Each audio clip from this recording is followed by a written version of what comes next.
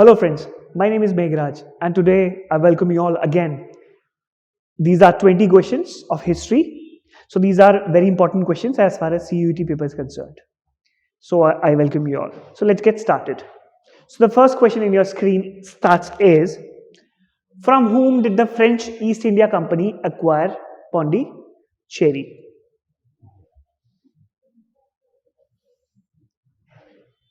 So the first option is from Portuguese, from rule of Golconda. C option is Sultan of Bijapur, or by snatching. So the third option is true. So I'll give you a brief analogy of this thing before we start on the. So the French East India Company acquired Pondicherry from the Sultan of Bijapur.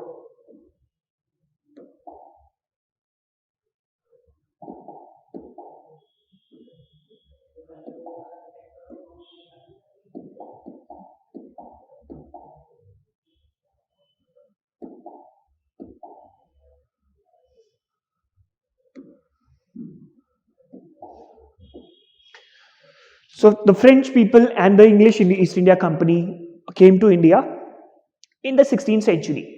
So जैसे ही ये दोनों French और English east India company Hindustan में आई तो इनके बीच में जो colonies के लिए एरियाज के लिए थे युद्ध होना शुरू हुआ, लड़ाई होनी शुरू हो गई. तो इसके बीच में इन्होंने अंग्रेजों ने एक सेक्शन को पकड़ना शुरू कर दिया और फ्रेंच जो लोगों ने एक सेक्शन को पकड़ना शुरू कर दिया, क्योंकि फ्रेंच जो आर्मी थी वो लेस ऑर्गेनाइज थी, कम ऑर्गेनाइज थी ब्रिटेन के क्यों कंपैरिजन में. क्यों? ब्रिटेन के पास एक स्टेबल फाइनेंसेस थे, ब्रिटेन के पास एक डेमोक्रेसी थी बैक करते हुए, जो फ्रेंच के पास नहीं थी. अगर आप हिस्ट्री में जाएं तो French were a state which was ruled by the king, राजा द्वारा फ्रांस को रूल किया जाता था. और जबकि मैं 17th सेंचुरी की बात कर रहा हूं, अभी फ्रेंच रेवोल्यूशन नहीं हुआ था. 1789 में फ्रेंच रेवोल्यूशन होता है, उसके बाद जो है नेपोलियन का जो है राज आता है. लेकिन उससे पहले की अगर हम बात करें तो फ्रांस स्टेट एक कंजर्वेटिव स्टेट होता है, जिसको किसके द्वारा रूल किया जाता है? एक राजा द्वारा. और जहां पर क्लर्क का जो पादरियों का बहुत इंपॉर्टेंट रोल होता. तो the French, when French came to India, the French East India Company, the French East India Company came to India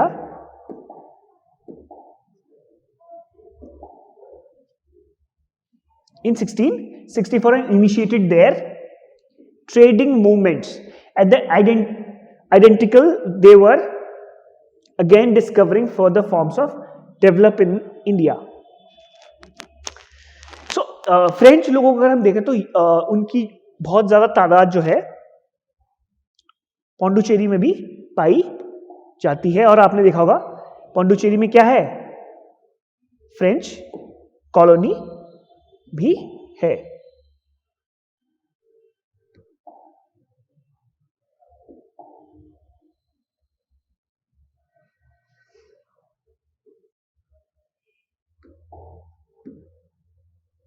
So let's move to another question.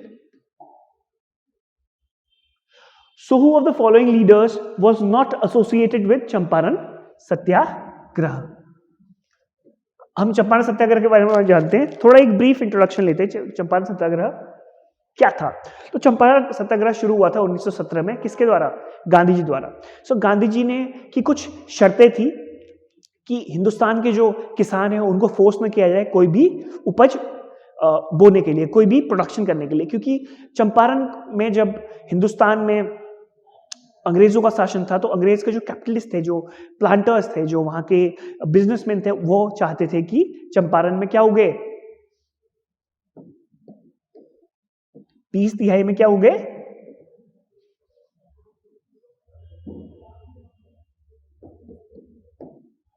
Indigo. Indigo मतलब नील, जिस colour का ये पहने.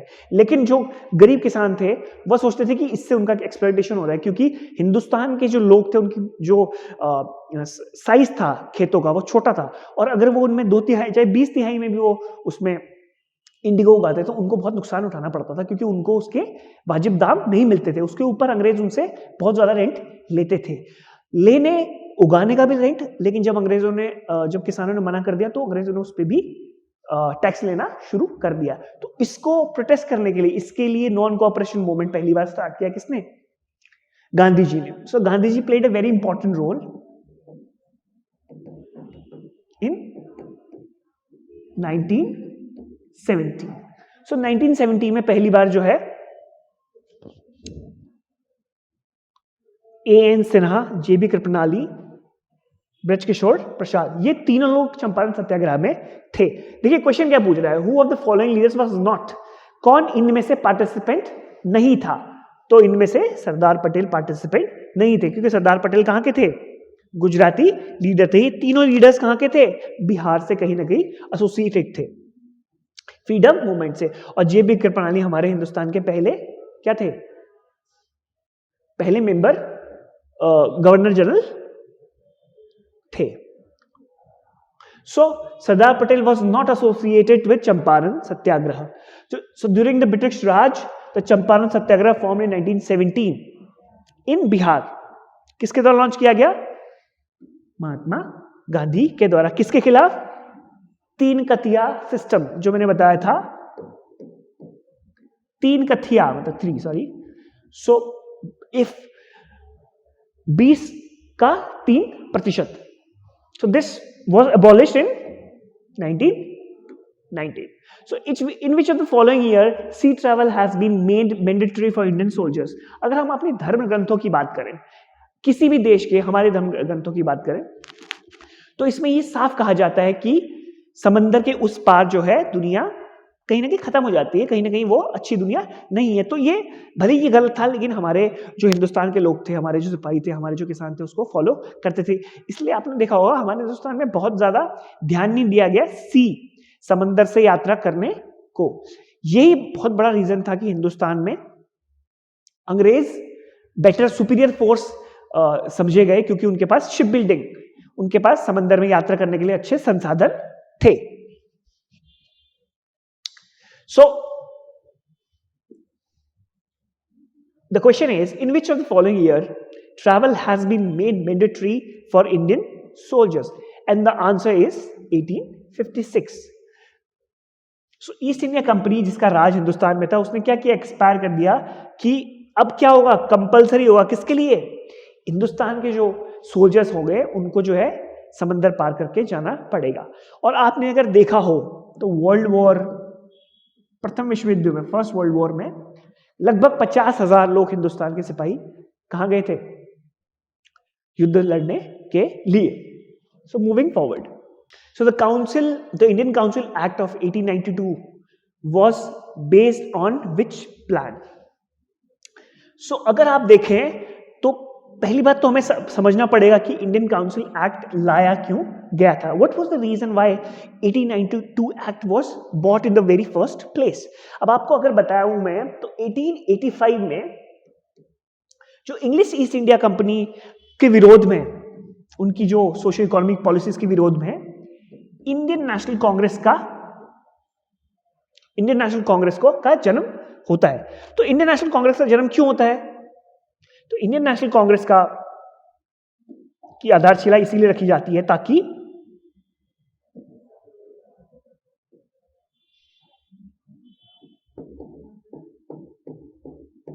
Protest किया जा सके। किसके खिलाफ? इंग्लिश की इकोनॉमिक पॉलिसीज के खिलाफ, इंग्लिश की पॉलिटिकल पॉलिसीज के खिलाफ, और इंग्लिश की सोशल पॉलिसीज के खिलाफ। मैं एक एक करके इनको समझते हैं। अगर मैं 1880s के देश की स्थिति की बात करूं, तो हिंदुस्तान में अंग्रेजों ने एजुकेशन पहुंचाना शुरू कर दिया था 1853-54 के एक्ट पे। हिंदुस्तान के जो अपर जमींदार क्लास लोग थे और हिंदुस्तान के यूथ थे, उन्होंने सिविल सर्विसेज में पार्टिसिपेट करना शुरू हो गया था। सत्येंद्रनाथ जो बोस थे, टैगोर थे, सॉरी, 1861 में पहले आईसीएस अधिकारी उस टाइम कहा जाता था, वो थे। और हिंदुस्तान के लोग कहीं ना कहीं इस बात से चिंतित थे कि वर्ल्ड में हर जगह फ्रेंच रेवोल्यूशन हो रहा है, फ्रांस में, जर्मनी में ग्रोथ हो रही है, जापान ग्रो कर रहा है लेकिन हिंदुस्तान में अभी भी अंग्रेजों का शासन है।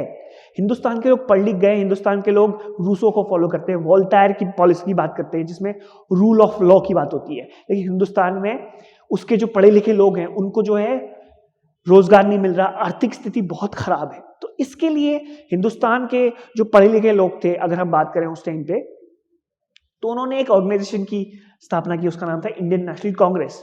तो इंडियन नेशनल कांग्रेस की आधारशिला कब लाई गई? 1885 में। तो इंडियन लोगों ने प्रोटेस्ट करना शुरू किया, तो अंग्रेजों ने भी शुरू कर दिया कि भारत के लोगों को कुछ ना कुछ तो देना पड़ेगा। सो उस इंडियन नेशनल कांग्रेस जब बनी थी उस टाइम पे जो वाइस रॉय थे वो थे डफरिन। तो इसका आंसर होगा Dufferin. So the Indian council act was an action of parliament of UK. किसका था? यूके की पार्लियामेंट का एक्ट था कि हिंदुस्तान के लोगों को भी अब हिस्सेदारी की दी जाए। क्या दी जाए? रिप्रेजेंटेशन दी जाए। कहां से? इंडियन काउंसिल एक्ट के हिसाब से। I repeat, the Indian Council Act of 1892 was an action of Parliament of UK that permitted addition in the extent of the different legislative delegation in British India. Viceroy Lord Dufferin structured a panel and it included a commitment to outline a method of augmentation of regional representation. So this regional representation becomes very important कि हिंदुस्तान के लोगों को भी भागीदारी दी जाए। किसमें? Representation दिया जाए भारत के विकास में, भारत के लेजिस्लेटिव प्रोसेसेस में। So moving to the next question, where did the leader of the individual Satyagraha movement Acharya Vinoba Bhave started his movement? So this is a very interesting question. So इसी क्वेश्चन कहता है कि विनोबा भावे ने कहां से स्टार्ट किया अपना भूदान मूवमेंट? ये मूवमेंट स्टार्ट हुआ था 1940s में, तो इसके बारे में भी बात करेंगे। सो उन्होंने पोचमपल्ली जो है, ये एक जगह है आंध्रा में, सो आंध्र प्रदेश से अपना जो है इंडिविजुअल सत्याग्रह स्टार्ट किया था। अगर हम इंडिविजुअल सत्याग्रह की बात करें तो इसमें स्टार्ट ही होता है कि इंडिविजुअल 1940s में जब सेकेंड वर्ल्ड वॉर चल रहा था तो हिंदुस्तान की जो कंडीशन थी तो वो बहुत मिजरेबल, बहुत ही खराब हो गई थी। क्यों? क्योंकि हिंदुस्तान में अंग्रेजों ने first world war, second world war में हिंदुस्तान के लोगों को, रिसोर्सेस को, सैनिकों को, अर्थव्यवस्था को यूज किया अपनी कॉलोनीज को बचाने के लिए। हिंदुस्तान के सिपाहियों को बार बार बाहर भेजा जाता था, हिंदुस्तान से खाद्य पदार्थ, जबकि बंगाल में फेमिन चल रहा था, सूखा पड़ा हुआ था, लेकिन वो खाद्य पदार्थ सेकेंड वर्ल्ड वॉर में लड़ रहे सोल्जर्स को दिए जाता था। सेकेंड वर्ल्ड वॉर में लड़ने वाले जो सोल्जर्स थे वो हिंदुस्तान के भी थे, अंग्रेज भी थे। सेकेंड वर्ल्ड वॉर लड़ा ही इसलिए गया कि इंपीरियल फोर्सेस, मतलब इंग्लैंड के, ब्रिटेन के कॉलोनीज को बचाया जा सके अफ्रीका में, अमेरिका में, साउथ अमेरिका में। तो जो बेसिक उसका फायदा था वर्ल्ड वॉर का, वो क्यों था? किसको था? ब्रिटेन को था। लेकिन उसके लिए खाद्य पदार्थ किसको भेजने पड़ रहे थे? हिंदुस्तान के गरीब किसानों को, और जहां पर खुद एक अकाल पड़ा हुआ था। सो ये moment, individual Satyagraha movement, Quit India movement, Bharat छोड़ो आंदोलन,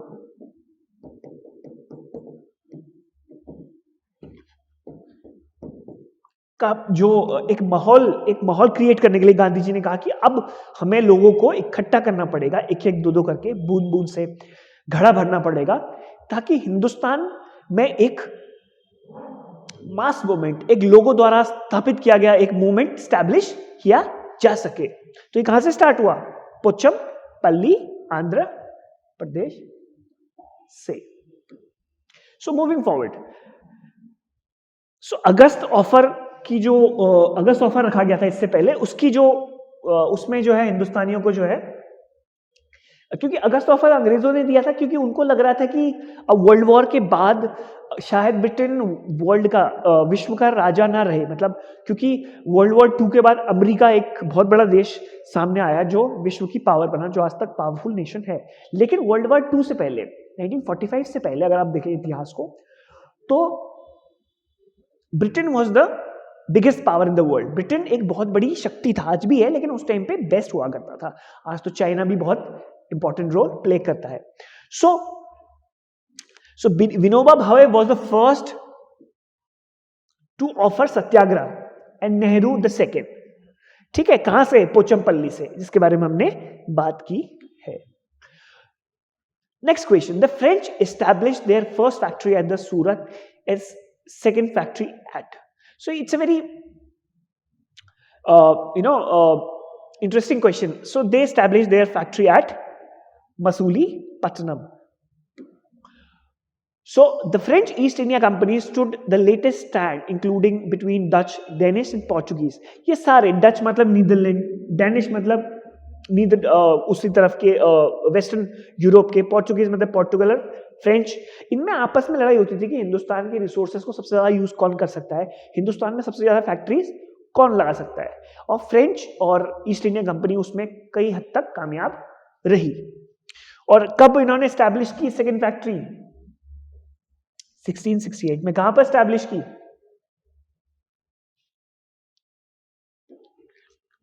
मसूलीपट्टनम में।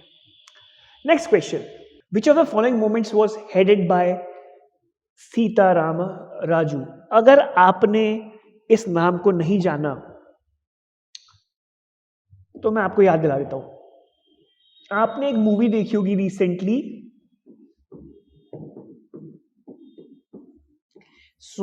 सीताराम राजू RRR। ये मूवी में जो कैरेक्टर है, मेन कैरेक्टर, उनका नाम है RRR। सो उनसे लिया गया है सीताराम राजू। सो सीताराम राजू जो है रंपा मूवमेंट जो है, पबना जो है पटना के पास है,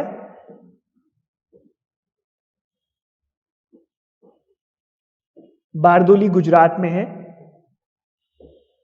और कुका मूवमेंट जो है वो पंजाब में हुआ था। तो सीताराम राजू द्वारा कौन सा मूवमेंट स्टार्ट कर दिया गया था? रंपा मूवमेंट। तो रंपा मूवमेंट अगर मैं आपको एक नटशेल में बताऊं, एक संक्षेप में बताऊं, तो अंग्रेजों के विरोध में गरीब किसानों, ट्राइबल्स ने जो है एक विरोध जाहिर किया था, एक मूवमेंट किया था, ट्राइबल मूवमेंट कह सकते हैं हमको। उसकी जो लीडर थे कौन थे? सीताराम राजू, और इसे रंपा रिवोल्ट कहा जाता है। सो अगर if we talk about Rampa revolt, then Rampa revolt was headed by Sitaram Raju. Kuka movement किसके द्वारा हेड किया गया? बाबा बलक सिंह एंड भगत जवाहरी, नाम भी बहुत इंपॉर्टेंट है। पबना एजिटेशन फकीर मजनू द्वारा अध्यक्षता की गई थी, और बारदोली किसके द्वारा? सरदार पटेल के द्वारा। अगर हम इन सब नामों को देखें तो एक चीज बहुत कॉमन है, ये दोनों, ये सारे जो है किसानों के और आदिवासियों के आंदोलन है। किसानों और आदिवासियों के आंदोलन हिंदुस्तान में क्यों हुए? तो सीताराम राजू, कुक्का, बारदोली में इन सब किसानों की ये डिमांड थी, ये उनकी मांग थी कि हमारे पे रेवेन्यू कम किया जाए, हमारा टैक्स कम किया जाए, हमारे लैंड को एक्सप्लॉइट न किया जाए, हमारी जमीन को हमारे पे ही रखा जाए, ना कि अंग्रेज आके उन पे कब्जा कर दे। अगर जंगल पे अंग्रेजों का कब्जा है तो उसमें भी क्या होता था, जो ट्राइबल लोगों के लैंड को क्या कर दिया जाता था? अपने में ले लिया जाता था। जिसके लिए वो लड़ाई करते हैं, अगर आपने RRR देखी हो तो, वो ट्राइबल लोगों के रिसोर्सेस यूज करते हैं, उनकी जंगल जंगल और जमीन, मतलब उनका पानी, उनका जंगल और उनकी जमीनों को हड़प लेते थे अंग्रेज। तो ये सारे रिवोल्ट उन्हीं का एक रिएक्शन था। ठीक है। So who among the following, next question, who among the following was the first Syed ruler of Delhi? So who was he? Mubarak Shah? Was he Alam Shah? Was he Muhammad Shah or Qiz Khan? So the answer is Qiz Khan. So Sayyid dynasty, sovereigns of Indian Delhi Sultanate, was beneficiaries of the Tughlaq dynasty until superseded by Afghan Lodis. Lodis के पहले जो है क्या आए थे? Syed dynasty आई थी। कहां आई थी? दिल्ली में आई थी। The house hold asserted to the existing Sayyids और चिल्ड्रन ऑफ प्रॉफिट मोहम्मद। तो पहला सैयद रूलर कौन था? किर्ज खान था। Next question, which emperors army did Maharana Pratap fight in the battle of Haldi Ghati? अब हल्दी घाटी का युद्ध जो था वो बहुत ही हिस्टोरिकली बहुत ही इंपॉर्टेंट युद्ध है, इसके बारे में आपको पता ही होगा। तो मैं आपको एक छोटी सी हिस्ट्री बताता हूं हल्दी घाटी की। तो हल्दी घाटी का युद्ध 1576 में हुआ था, ठीक है, महाराणा प्रताप के खिलाफ और अकबर के खिलाफ। और अकबर के जो कमांडर थे उनका नाम था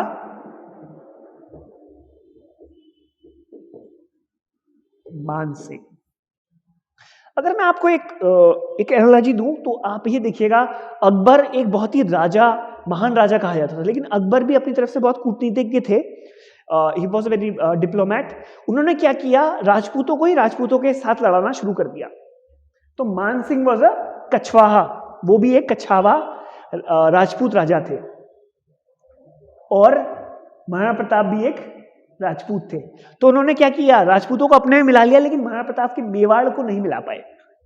तो उन्होंने पहले ही महाराणा प्रताप से बोला कि आप हमारे में मिल जाओ और आप हमारे मनसबदार बन जाओ, या हमारे आपको इज्जत बाइज्जत आपको जो है, लेकिन आप हमारे रूल में आ जाओ, लेकिन आपको हमारी मुगलों का शासन मानना पड़ेगा। लेकिन जो है, जो कछवाहा राजा थे, जो ये मेवाड़ के राजा थे, कौन, महाराणा प्रताप, तो ये एक वीर प्रतापी राजा थे। He was a very, spirited man. He was a very, what do you call it, sovereign man. He was a very free man. तो उन्होंने कहा नहीं, मैं मुगलों का शासन स्वीकार नहीं करूंगा। तो अकबर को जो है उन पे जो है आक्रमण करना पड़ा, और उनको किसको भेजा, अपने कमांडर इन चीफ मान सिंह साहब को। तो मान सिंह ने जो है हल्दी घाटी का युद्ध जो है जीत लिया गया था। महाराणा प्रताप वहां से बच के निकल गए थे, भाग गए थे, और उन्होंने, हमने सुना भी था कि उन्होंने जो है बहुत ही संघर्ष भरा जो है जीवन जिया उसके बाद। उसका एक्सप्लेनेशन है जो मैंने आपको बताया। 1576 में हल्दी घाटी का युद्ध हुआ था प्रताप के द्वारा। हिंदू राजपूत रूलर जो मेवाड़ के थे, और राजा मान सिंह कहां के थे, अमेर के थे। कहां, किसके जनरल थे, मुगल के। तो ये बहुत इंटरेस्टिंग चीज है कि मुगलों को अपने शासन में लाए अकबर। उनके साथ जैसे आपने सुना होगा जोधा भाई, उनका असली नाम हरक्का बाई था, तो उनसे अकबर ने शादी की। तो उन्होंने एक कोशिश की कि हर तरह से, वॉर से, डिप्लोमेसी से और संधियों से, मनसबदारी सिस्टम से उन्होंने लोगों को अपने साथ जोड़ा। अगर हम मनसबदारी सिस्टम की बात करें तो उन्होंने लोगों को जागीरें देनी शुरू कर दी, और एक मनसबदारी में एक सिस्टम था, जात एंड सवार। अगर मैं सवार की बात करूं तो वो अपने मनसबदारों से कहते थे कि आप 100 घोड़े या 200 घोड़े रखिए, ठीक है, और जब भी जरूरत होती है आप अपना इंडिपेंडेंट रूल कीजिए, कोई बात नहीं, आप हमको थोड़ा बहुत पैसा देते रहिए, टैक्स देते रहिए, लेकिन जब जरूरत होती है कि हमें, किसी जात के पास, किसी सवार के पास 100 घोड़े होते थे, किसी के पास 1000 घोड़े होते थे, किसी के पास 10,000 घोड़े होते थे। तो मनसबदारी सिस्टम अकबर का ऐसा था कि उसने छोटे छोटे भागों में अपने रूल को बांट दिया था, और सबको ऑटोनॉमी दी थी, स्वतंत्रता दी थी कि भाई तू अपने हिसाब से जियो, लेकिन जब भी बाहरी आक्रमण होता है तो आपको मेरे लिए युद्ध करना पड़ेगा, आपको मेरे साथ संधि करनी पड़ेगी, आपको अच्छे रिलेशन बनाने पड़ेंगे, लेकिन अल्टीमेटली आपको मुगलों की नीति को मानना पड़ेगा। और अकबर भी अपनी तरफ से बहुत ही लिबरल नेता, बहुत ही लिबरल लीडर हुआ करते थे। तो this was about Haldi Ghati. So who was the following was killed in Chhatrapati Shivaji in the battle of Pratapgarh? Afzal Khan, Asghar Khan, Shaista Khan और सूजा खान। आप गेस कर सकते हैं, आपके पास 10 सेकेंड है। तो the answer is Afzal Khan. So Afzal Khan existed in 17th century, who conformed to the Adil Shah dynasty of Bijapur, present day Karnataka. उन्होंने क्या किया था, कर्नाटका में रूल किया था। कहाँ, किसको अपोज किया था, शिवाजी महाराज को।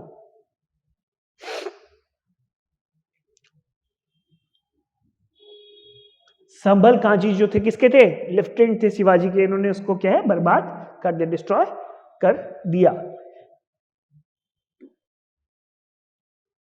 अब ये क्वेश्चन बहुत इंपॉर्टेंट और बहुत ही इंटरेस्टिंग क्वेश्चन है कि कोणार्क का जो सन टेम्पल है ओडिशा का, वो किसके द्वारा, किस राजा के द्वारा बनाया गया था? भानुदेव, अनंत वर्मन, नरसिम्हदेव या भीम देव? गेस कर सकते हैं आप लोग। तो इसका आंसर है नरसिम्हदेव। सो कोणार्क का जो सन टेम्पल है, जो आप एक जो है हेरिटेज साइट भी कह सकते हैं उसको, बहुत ही बढ़िया टेम्पल है और देश विदेश से वो लोग वहां पर, हिंदुस्तान के लोग यहाँ पर और विदेश के लोग जाते हैं। कोणार्क का सन टेम्पल किसके द्वारा बनाया गया था? नरसिम्हदेव वन द्वारा। ठीक है,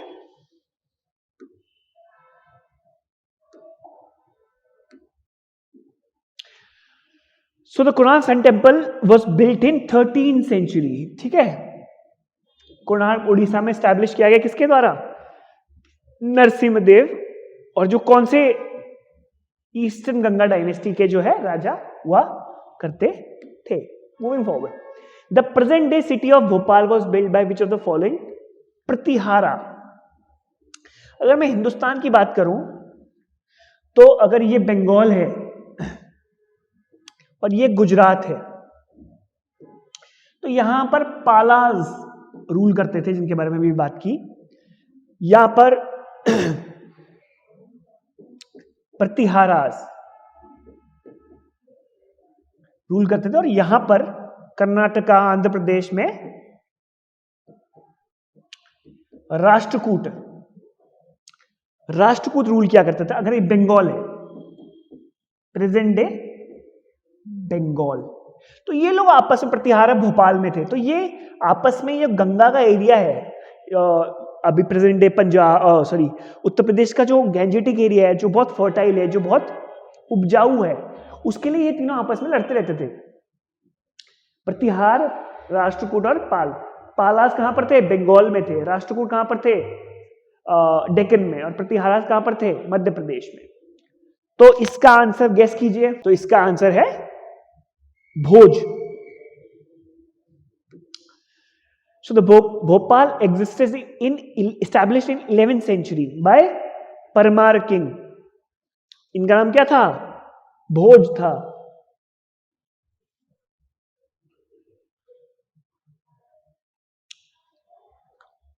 ठीक है, और अगर हम इनकी बात करें तो इस टाइम पे जो है बहुत ज्यादा जो है आर्किटेक्चर में भी बहुत ज्यादा जो है एडवांसमेंट आया। और अगर आप नगरा स्टाइल की बात करते हैं, नॉर्थ इंडिया में नगरा स्टाइल के टेम्पल्स बनना शुरू हुए, जिसके बारे में हम धीरे धीरे बात करेंगे। साउथ इंडिया में द्रविड़ स्टाइल के टेम्पल बनने शुरू हुए और वेसरा स्टाइल, जिसको दोनों का मिक्स कहा जाता है, वो ऐसे टेम्पल बनने शुरू हुए थे। सो 33rd क्वेश्चन है, Chola empire was invaded by dash in the early 14th century. Chola empire को किसने आक्रमण किया था? कब? 14th सेंचुरी में। मलिक काफूर, तैमूर, मोहम्मद गौरी या चंगेज खान? तो the Chola empire was invaded by Malik Kafur. Malik Kafur किसके अंडर काम करते थे?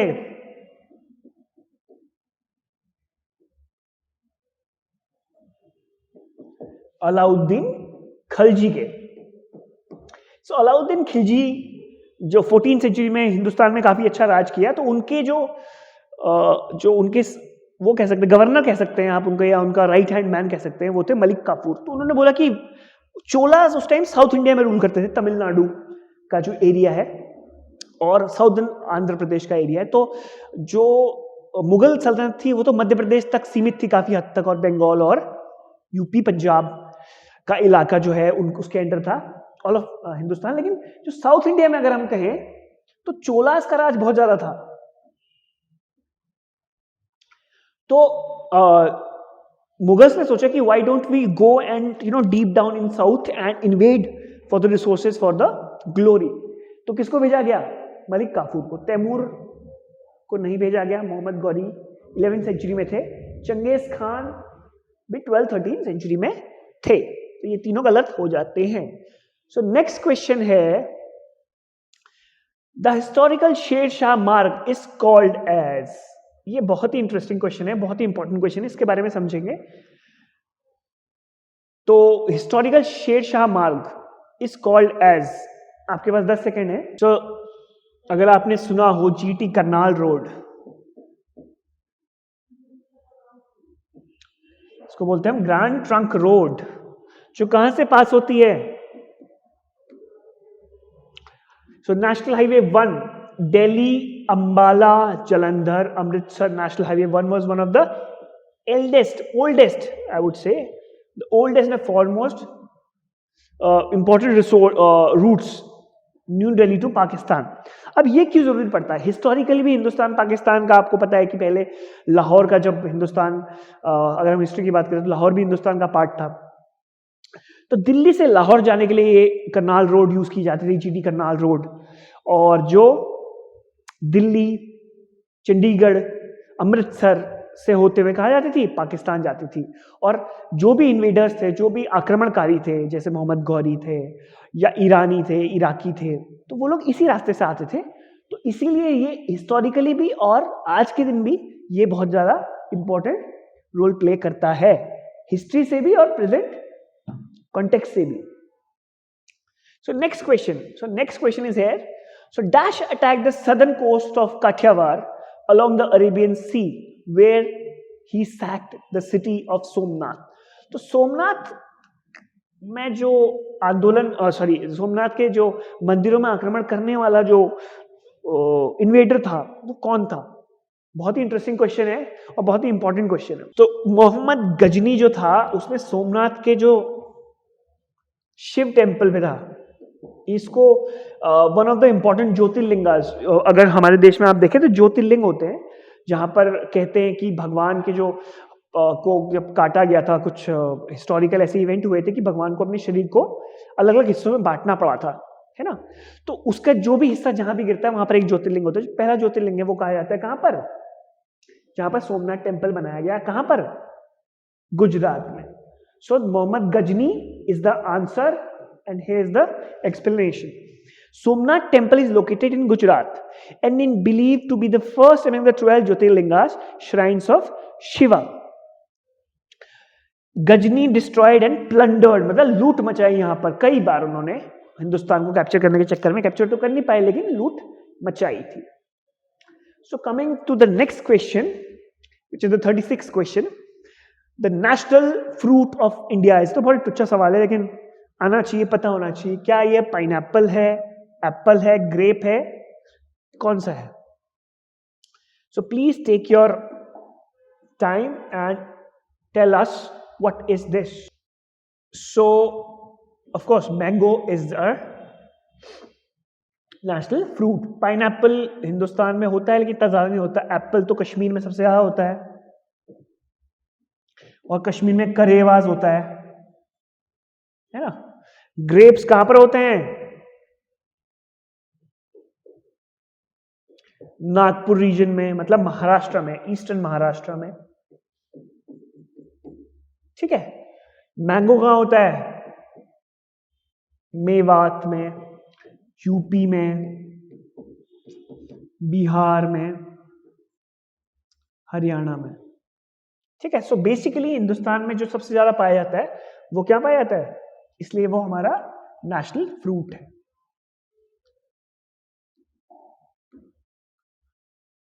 ठीक है। So coming to the 37th question, in which year did the Vivekananda participate in the parliament of the world religions? So this is a very interesting question. Please take 10 to 15 seconds and mark these questions. You can also put this things in the comment box. 1893, 95, 97 or 99? So the answer is C, 1897. So this is a very interesting thing. तो विवेकानंद, स्वामी विवेकानंद को कहा जाता है modern, he told the society of the world that what Indian civilization is all about, what Indian Vedanta is all about, what Indian culture is all about. Hindustan के spirituality के बारे में विवेकानंद ने पूरी दुनिया को बताया 1897 में.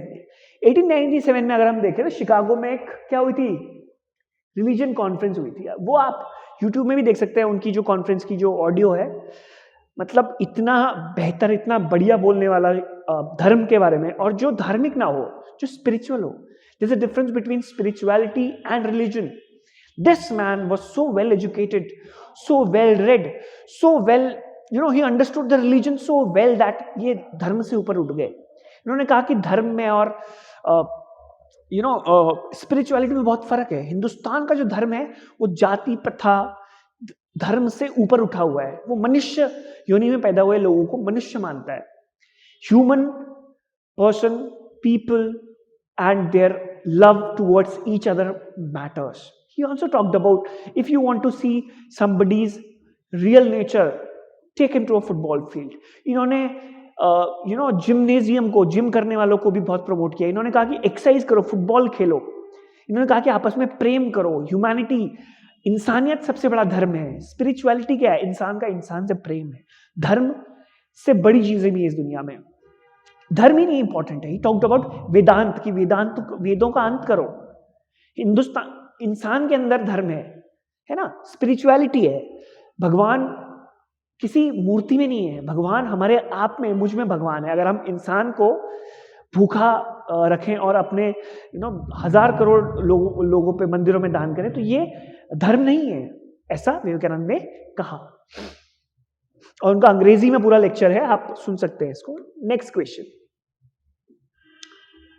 सो Jhijhiya dance originated in Indian state of Bihar, Bengal, Rajasthan and Gujarat. Guess कीजिए. So the answer is West Bengal.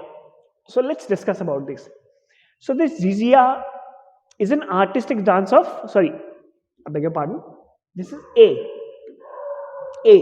So Jhijhiya is a artistic dance of Bihar. ठीक है. और कब मनाया जाता है? दशहरे में मनाया जाता है. So the dancers of jhijhiya place lanterns constructed of clay in their heads. In this dance is executed by females only. महिलाओं द्वारा किया जाता है. क्ले की मतलब मिट्टी की एक जो है सुराही को सर पे रखा जाता है और उसमें दिया जलाया जाता है. ठीक है. तो this is all about jhijhiya. So the next question is Pandit Buddhadaya Mukherjee is associated with which of the following musical instruments? So this is a very interesting thing. Please put your answer in the comment box. So it was associated with sitar. Pandit Buddhaditya ji was born in Durg. Durg कहां पर है? छत्तीसगढ़ में.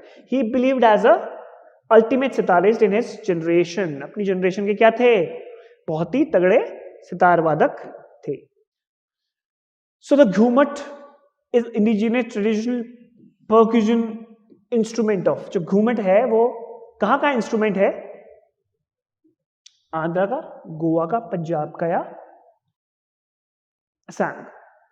बताइए. So the answer is B. So the Ghumat is a Goa's indigenous classical percussion tool. किससे बनाया जाता है? Earthen vessel से, मतलब मिट्टी के जो वेसल्स से. जो आप अब ये देख सकते हैं कि कोई मिट्टी का घड़ा होता है, टक टक टक कर जो बजाया जाता है. मैं आप फोटो तो आपको जरूर दिखाता. सो इसको क्या कहा जाता है? लेगेसी ऑफ गोवास कल्चर कहा जाता है. तो इसका एक बहुत इंपॉर्टेंट रोल है. अगर आपने लकी अली के गाने सुने तो उसमें भी इसका बहुत ज्यादा यूज किया जाता है. तो this is about these are the questions I wanted to discuss. So these are very important set of questions which will be asked and which were asked in past years, and I'm giving the explanations also. So in course of time I'll be discussing more of these questions and give you the explanations. Till then, thank you so much.